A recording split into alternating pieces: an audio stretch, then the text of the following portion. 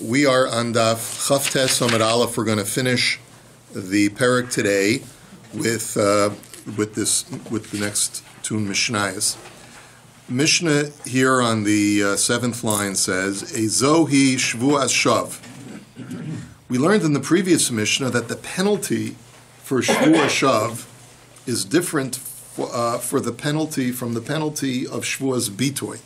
Shvuas bitoy is simply saying I'm going to do something or not going to do something and then violating those terms. Shvuas shav is saying something that is patently nonsensical because it's publicly known that what a person is saying is false or it can't possibly be true. Okay? So that's what a shvuas shav is. And the Mishnah the previous Mishnah had told us that the penalties are different. If you do it b'mezid, it's the same. You get malchus. But if you do it b'shogeg, if you say it b'shogeg, so then you don't get any penalty at all. Whereas by a shvuas bito, you bring a korban. So what's ezoi shvuas shav? Nishba l'shanos es hayadu la'adam. If a person swears that something that is quite commonly known to the public as being one way, he swears is a different way. So, for example, Amar al ha'amut shel even shuhu shel zahav. Let's say he swears that a pillar that is publicly known to be of stone is made out of gold. Or, ve'al ha'isha hu isha ve'al ha'isha shuhu isha. I particularly like this one. He swears that a man who's known to be a man is a woman, or he swears that a woman known to be a woman is a man. Now, in today's world, that's not it could be, someone would argue that that's not a shvuas shav. You can be whoever you want, however you define yourself, right? But you see clearly that gender is not self-defined. It is clear, it is patently obvious whether a person is a man or a woman. Nishba al davar she'i efshelo, if he swears about something that cannot possibly physically be. So, for example, imlo ra'isi gamal shaporeach ba'aver v'imlo ra'isi nachash kekoras beis habad. So, for example, he swears about something if I have not seen a camel flying in the air. It's basically swearing about seeing a flying camel, or swearing about seeing a serpent that is just like the beam of an olive press. Simply understood, that means that it's impossible for a serpent to grow to that size. But we'll see. Well, the Gemara will discuss. Amar le'edim, bo'i v'hi iduni, shavua shelo ni'idach. Let's say a man turns to witnesses and he says, I know you know testimony that can help me in court. I ask that you testify. And one or both of the witnesses say, we take a shavua that we will not testify for you. That's also a shvuas shav, because you're swearing against doing a mitzvah. You're basically swearing, I shall not do what is commanded to me in the Torah. That's also a shvuas shav, trying to countermand a mitzvah in the Torah. Nishba levateles ha-mitzvah. So generically, if you swear any time to not do a mitzvah, shelo laso sukkah, v'shelo lito lulav, v'shelo laniach tefillin, zui shvuas shav. If you swear, for example, not to make a sukkah, or not to take lulav and esrog, or not to put on tefillin. These are all examples of a shvuas shav, because you're clearly commanded to do so. Shechayaven al zdona makos v'al shegagasa pater. And like we said in the previous mission, the penalty if you do it flagrantly is malchus, and if you do it b'shogeg, there's no penalty. Shavua she'ochal kikar zu, shavua shelo ochalena. Now let's say a person makes two consecutive contradictory shvuas. He took a shvuah first that he's going to eat a loaf of bread today, this particular loaf of bread. Now, there's nothing wrong with that. You're perfectly allowed to do it. That's a regular shvuas bitoy. But 5 minutes later, he takes a second shvuah that he's not going to eat that very same loaf. So the second shvuah is a shvuas shav, because once I'm obligated by the Torah to eat it because of my shvuah, my oath not to eat it is again trying to countermand my Torah obligation. So harishona shvuas bitoy v'hashniya shvuas shav, as we just said. Achla avar al shvuas shav, lo achla avar al shvuas bitoy. If he ends up eating the loaf, he's violated his shvuas shav, but has not violated his shvuas bitoy. But if he doesn't eat it, he's violated his shvuas bitoy. And as we'll see in the Gemara momentarily, he's really violated both. He's taken both a false oath, plus he's violated shvuas bitoy by not eating the loaf. So we'll see that. The Gemara now says, Omar Ula v'hu shenikr legimel b'nei adam. That the only time something is a shvuas shav when you take an oath about something that is publicly known to be not that way. So that's only called a shvuas shav if it's known to 3 people. But let's say most people have never heard of this pillar that you're describing, and people don't know whether it's made out of stone or gold. So if it turns out that you're lying, and it's really made out of stone, and you say it's made out of gold, that's not a shvuah shav anymore, because a shvuah shav it's patently absurd, because everyone knows that it's not that way. But if no one knows about it, or the public doesn't know about it, then it's called a shvuah sheker. Now, the Torah does prohibit me from taking a shvuah sheker. It's just no longer under the rubric of shvuah shav. The Torah says, "V'lo tishavu v'shmi la shaker," do not swear in my name in falsehood. So I don't know what the halacha is. We don't have any indication from the Gemara what the halacha is for a shvuah sheker. I have no reason to assume that it's any different from a shvuah shav. It's a mitzvah lo saseh, so presumably you get malchus for it also. But the Gemara is just categorizing it as a different false shvuah. Now, nishba al davar she'i efshar lo im lo re'isi gamal pareach ba'avir. Person swears if I have not seen a flying camel. Now, shvuah she'ra'isi lo kamer ma'im lo ra'isi. Now, notice the language is funny. He didn't say I swear that I saw a flying camel. He swears if I haven't seen a flying camel. So, what does that mean? So Abaya Omar Tani Shavuah Sharaisi. So Abaya says, you're right, the language is problematic, so it has to be changed. And it really is supposed to read, I swear that I saw a flying camel. But Rava Omar Ba'omer Ye Asru Kol Peril Shaba'olam Alai Im Lo Re'isi Gamal Poreach Ba'avir. So Rava says, no. What the Mishnah means is that a person is basically saying, I hereby forbid all produce upon me if I haven't seen a flying camel. In other words, he's trying to assert the truth of what he's saying by penalizing himself if what he's saying is false. Amar le Ravina le Ravashi v'dilma hai gavra tzipora rabba chazi v'asik le shema gamla v'chika mishtaba daiti didei ishtaba. So it's a very interesting question. What if a person swears that he saw a flying camel, but in his mind he's telling the truth because he saw a very large bird? It was as large as a camel in his memory.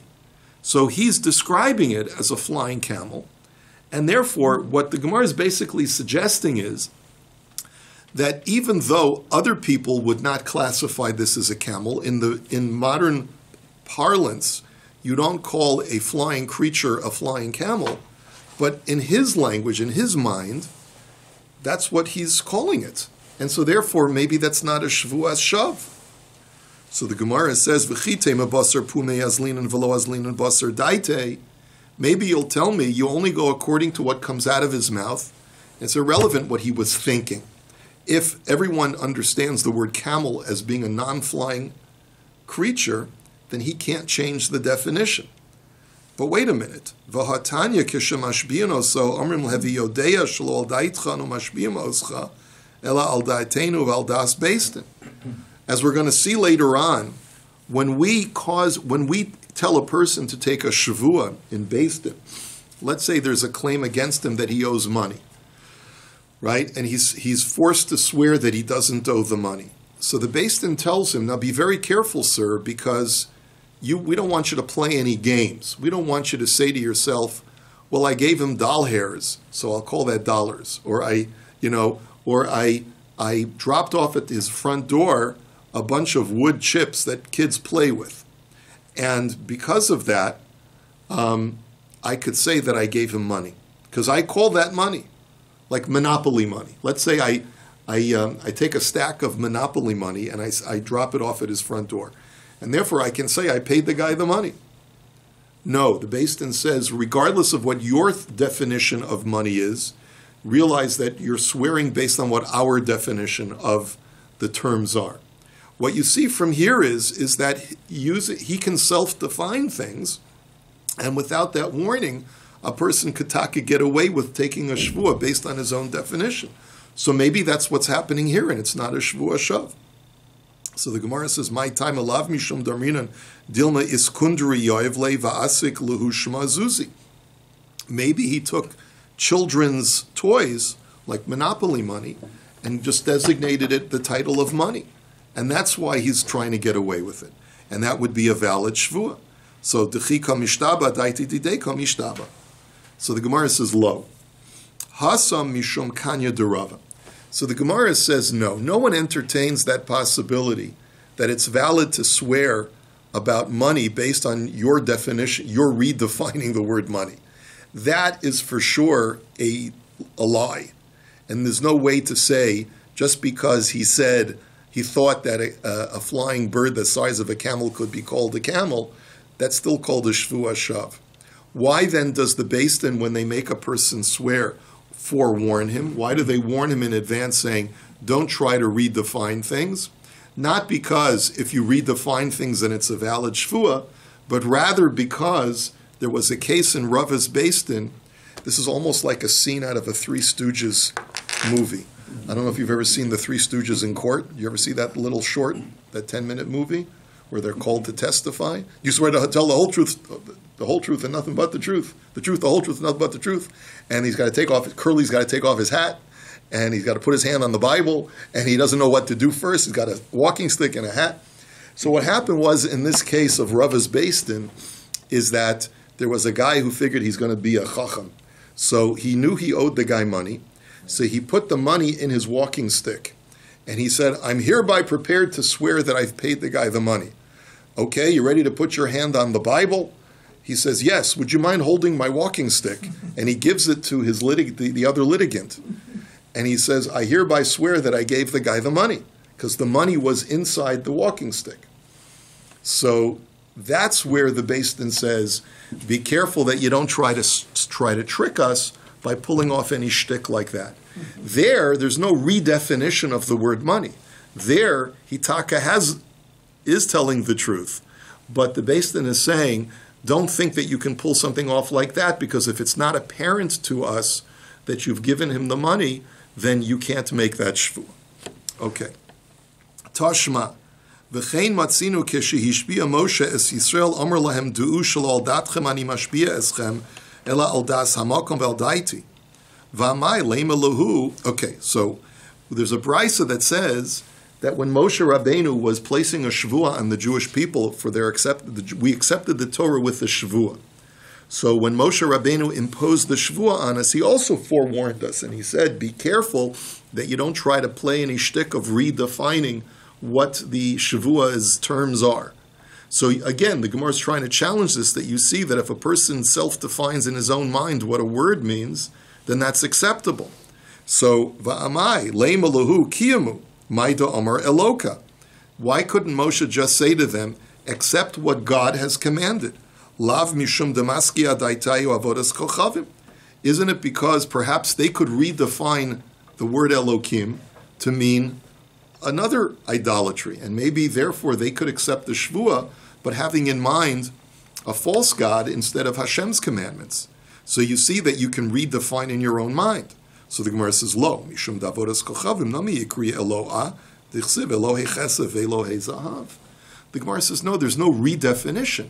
It's just that the word Elokim is ambiguous in its definition. If Moshe Rabbeinu had just said, accept what God has said, so there's God with an uppercase G and a God with a lowercase g. So they're not redefining the word God or Elokim or Elokah. They're just saying that it could mean something different, and that's okay. That's why Moshe had to clarify it. V'leim elohu kiyamu Torah. So why couldn't Moshe clarify it instead of saying that you're doing this with me and Hashem in mind, based on Hashem's definition of the shvuah and my definition of the shvuah? Why couldn't Moshe have more simply just said, I place an oath upon you that you accept the Torah, period. And that would be all that's necessary. Then you couldn't misinterpret that for some idolatrous practice. But the Gemara says, but they still could redefine it, because they could say, Chada Torah. Moshe's only requiring us to accept the Torah shebichtav and not the Torah sheba'al peh. But v'leima kimu shtei Torahs. Maybe Moshe could have clarified it by saying, you swear that you accept both Torahs upon yourself. Torah shebichtav and Torah shebal peh, but Torah's chatas, Torah's asham. But then they could have reinterpreted that both Torahs refers to the laws of the chatas sacrifice and the laws of the asham sacrifice, because the Torah says, Zos Torahs hachatas, Zos Torahs ha'asham. Okay, kiyamu kol Torah kula, accept or fulfill, you swear that you accept the entire Torah, to fulfill the entire Torah, not just the both Torahs, but the entire Torah. So isn't that an acceptance of Kol HaTorah Kula? Why that should have been all that's necessary? The Gemara says no. Avodas Kochavim do Omar Mar Chamur Avodas Kochavim Shekol HaKofer B'Kamoda B'Chol HaTorah Kula. They could have said, well, the definition of accepting the entire Torah is to repudiate idolatry, because as we learn that the repudiation of idolatry is tantamount to fulfilling the entire Torah. So they could have said to themselves, oh, that doesn't mean we have to be Shomer Shabbos. We don't have to wear tzitzis. We just have to repudiate idolatry and we're okay. V'leimalahu kiyamu mitzvah. Then Moshe should have said, okay, accept the commandment of Hashem. So chada mitzvah. But that would only imply one mitzvah. Kiyamu mitzvos. Then Moshe could have clarified further and said, accept the commandments in the plural. But tarte, that would only imply two mitzvahs. Kol ha-mitzvahs, kulan. But then Moshe could have clarified it further by saying, accept upon yourselves to fulfill all of the mitzvahs. But mitzvah tzitzis. Do amar mar, shkula mitzvah tzitzis, can I get kol ha-mitzvahs kulan?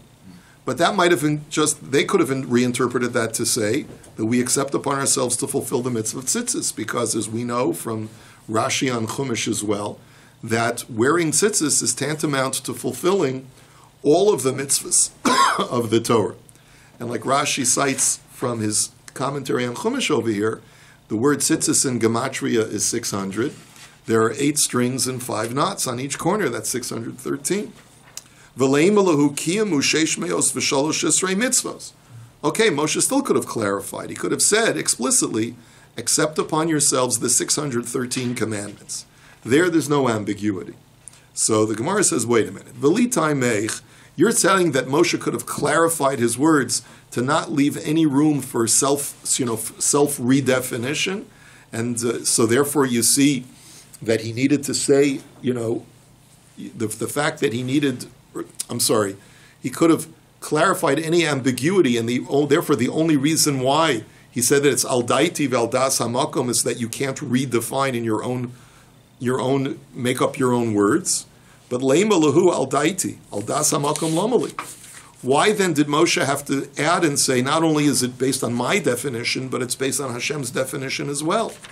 So the answer really is ela ki hechi delo tihabi hafara l'shavua sayu. The answer that Moshe said al daiti vel das hamakom is not because he was worried that people would be able to redefine words and take a shvuah legitimately and not accept upon themselves the Torah, because as we've said, there's no such thing as redefining words in your own mind and therefore justifying a false shvuah as being accurate. But rather, the reason why Moshe said, say it based on my definition and Hashem's definition, is because once a shvuah is taken publicly in front of a populace, it is no longer subject to hafara, to being annulled, to annulment. And that's what Moshe wanted to make sure. He basically said, do it in my presence and in Hashem's presence, so that now we constitute a public entity, and therefore your shvuah can never be, you as the Am Yisrael who are making the shvuah, can never get your shvuah annulled. Okay, next. V'im lo ra'isi nachash kekoras beis habad. I swear that I saw a serpent like the beam of an olive press. So v'lo v'hahahi dahava b'shnei shavur malka havachad da'achzik tleisa arvasa tivna. Rashi relates the story. He says, what do you mean? There are anacondas, pythons in dark Africa, sea serpents that are huge, right? That could be even larger than the olive press beam. And the story that Rashi explains happened is that in the times of the Persian ruler in Eretz Yisrael, they found this serpent that was eating people, and they had to put a stop to it. So what did they do? They filled 13 barns with straw and inside the straw they put animals so that the snake would be attracted, plus they put hot coals, hot burning coals. So the snake swallowed the contents of 13 barns, but also swallowed the hot coals. So because of that, he was burned from the inside, and that's how they killed the serpent. The point is, a serpent that can swallow 13 barns full of straw, that's got to be pretty huge, and is even larger than the beam of an olive press. So what's wrong with that shvuah? That's not a false shvuah. So Amar Shmuel, bitaruf, bitaruf. The answer is that the oath is not about the size of the serpent, but rather about the ridges in the snake's skin. That if a person swears that I swear that this animal had ridges all across its body, but kulunami mitrif trifin, but all snakes on their belly have ridges, right? So the Gemara answer is b'shagabotar, if he swears that the back of the snake also had these ridges. And that's where it's patently false, because no snake has ridges on its back, it only has ridges on its belly. Shavua sha'ochal kikar zu, shavua shalo ochlena v'chulei. So the Mishnah had said that if a person takes two consecutive oaths that contradict each other, the first shvuah is that I'm going to eat this loaf today, and the second shvuah is that I'm not going to eat this loaf today. So the first one is a shvuas bitoy, the second one is a shvuah shav. If he, and what did we say? If he ends up eating the loaf, he's only in violation of a shvuah shav. But if he doesn't eat the loaf, he's only in violation of a shvuas bitoy. But hashta mishum shvuas bitoy michav mishum shvuas shav lo michayiv hareyatzis shvuah la shav. The Gemara said, I don't understand. If he doesn't eat the loaf, fine, I understand he's violated his first shvuah, but why didn't he violate the mitzvah of shvuah shav at the moment that he took the false shvuah, the second shvuah? Because since he was already at that moment commanded to eat the loaf by the Torah because of his shvuah, just taking the oath that he's not going to eat it is in itself a violation. You don't have to wait till the end of the day for him not to eat it. So the Gemara says, you're right. Amar Rabbi Yirmiyah tani afal shvuas bitoy. You're right. He's not only chayiv for shvuah shav, but he's even chayiv for violating the shvuas bitoy because he didn't eat it. So he's really in violation of both. Let's go on to the next Mishnah. Shavuos bitoy noheges ba'anashim uvenashim bikrovim uvorachokim baksherim ubapsulim bifnei beistin v'shalo bifnei beistin mipi atzma. Now, you might think that this Mishnah is overstating the obvious, that a person can take a shavuos bitoy regardless of whether he's a man or a woman, or whether he's a relative or a non-relative of the object of the shvuah in question, or whether he's kosher or puzzle for edus, or whether he's inside or outside of Beis Din. But the reason for this Mishnah is because we're about to start the next chapter, which is all about Shavuos HaEdus. Now, Shavuos HaEdus, let me just define what Shavuos HaEdus means. It is an oath that an alleged witness takes to swear that even though he's been called to testify, he does not know testimony to help one of the litigants in the case. That's what Shavuos HaEdus means. I hereby swear that I don't know any information to help either of the litigants. Now, in that situation, we're going to see in the next Mishnah, the beginning of the next parak, that there is a differentiation. Who makes such a shvuah? Does a woman take such a shvuah? No, because a woman can't be a kosher witness anyway, so she can't take a shvuah ha'edus. Can a relative of the litigant take the shvuah? No, he can't be a kosher witness anyway. If he's a professional gambler, can he take the shvuah? No. So that's why we're contrasting it by saying shvuas bitoy doesn't have only any of those limitations of a shvuas ha'edus. And finally, we said mipi atzmo, that it's only a binding shvuah if he himself takes it, not if it's imposed upon him by someone else. The chayovin, in other words, for example, let's say a guy says, I ate a loaf of bread today. And another fellow says, oh, I hereby forswear you that you, or I invoke, I think that's the right word, I forswear you that you ate a loaf of bread. So if he doesn't say anything, that's not called a shvuah. He didn't take a shvuah. He just said, I ate a loaf of bread today. Now, v'chayavin al zdona makos v'al shigigasa korban olaviyored. And as we've learned all along, if he deliberately violates a shvuas bitoy, he gets malchus. If he does it b'shogeg, he brings a korban olaviyored. Shavua shav noheges ba'anashim uvanashim barachokim uvakrovim biksherim uvapsulim bifnei beistin v'shalo bifnei beistin umi piatzma. The same criteria apply to a shvua shav. If you take a nonsensical shvua, it applies to men, to women, to relatives and non-relatives. What do we mean relatives and non-relatives? It makes no difference whether the subject of my oath is about a person who I'm not related to or I'm related to. So for example, let's say I swear that my cousin Harry is a woman, right? So that's a shvua shav, and it makes no difference in the fact that he's my karov, he's my relative, right? So anyway, v'chayovin al zdona makos v'al shegagasa pater. And furthermore, if I make a shvua shav b'mezid, I get malchus. If I do it unintentionally, so then I don't get any penalty. That's where it's different from a shvuas bitul. Echazu ve'echazu hamush mepi acherim chayev. But in either case, if I am forsworn by others, so then I will also be chayev. Now, which sounds like a contradiction to what we just said, because the previous part of the Mishnah said that if others forswear me, then I'm not chayev. But here it says, if others forswear me, then I will be chayev. So therefore the Mishnah has to clarify Ketzad. Amar lo achalti hayom v'lo inachli tfilam hayom, mashbiyecha ani v'amar amein chayev. If a person says without swearing, he says, I didn't eat a morsel today, or I didn't put on tefillin today, and a person turns to him and says, I forswear you that I saw you eat today. And are you willing to swear that you didn't eat today? In other words, am I going to forswear you that you didn't eat today? So if he says nothing, that's what the previous part of the Mishnah was talking about, that he's under no obligation because he didn't take the shvuah. But if he says amen, saying amen is tantamount to taking the shvuah himself, and therefore if it turns out that he lied, he is liable. Let's take a look at the Gemara. Amar Shmuel. Kol ha'ona amen achar shvua kamotzi shvua mipiv dami dichsiv amrei ha'isha amen amen. Whenever a person hears someone else forswear them and they answer amen, then it's as if they've taken the full oath themselves. And we learn this from Sota, that after she hears the Kohen making a shvua, she says amen, and it's as if she made the shvua herself that she was faithful to her husband. Amar Rav Papa mishmei derava masnisanu braysa nami dika.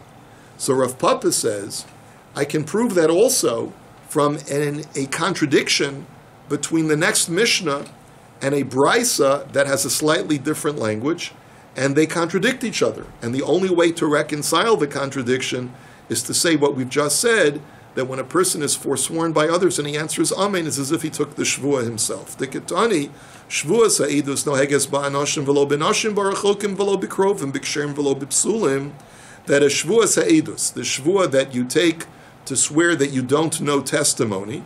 So it only applies to men, not women. It only applies to non-relatives and not relatives. It only applies to kosher people and not to puzzle people, which we'll learn what that means. Only people who are capable of testifying. And it applies whether you're inside of Beis Din or outside of Beis Din.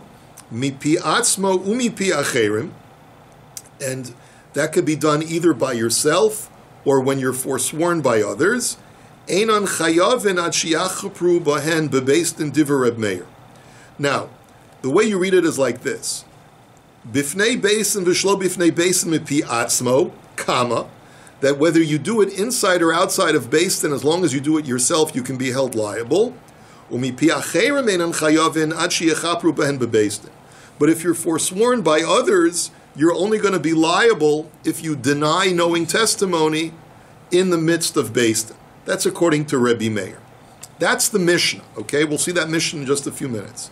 But Vitanya Bibraisa, but the Braisa, that is the oral teaching that is an addendum to the Mishnah, says, Shvua Sa'idus Keitzad. What's the definition of Shvua Sa'idus? Omer La'idum Bo V'Yi'iduni, come and testify for me. And they say, Shvua She'enon Hayodnu L'cha Edus, and they say, we swear that we don't know testimony for you. Osha Amru, Ein Anayodim L'cha Edus, or they say, we don't know testimony without saying the word Shvua.